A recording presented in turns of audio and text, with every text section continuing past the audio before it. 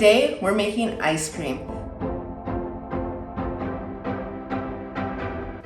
If you're like me, you have a sweet tooth. I love having some options that will work into a lean and green that is also sweet. We're going to make chocolate peanut butter ice cream, and we're going to be using cottage cheese.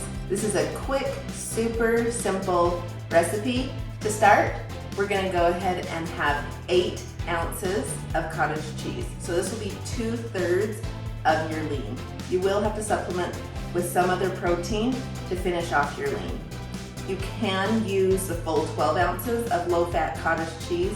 We have our 8 ounces of cottage cheese. We're going to add 1 tablespoon of PB2 powder, 1 teaspoon of cocoa powder, 2 teaspoons of stevia, and 1/4 of a cup unsweetened almond milk. I like to use the 30-calorie vanilla unsweetened almond milk. And then we're just gonna blend that all together.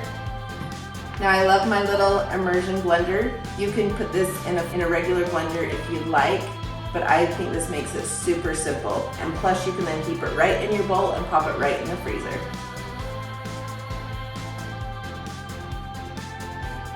Okay, once that's all blended, we're just gonna go ahead and scrape off from our blender.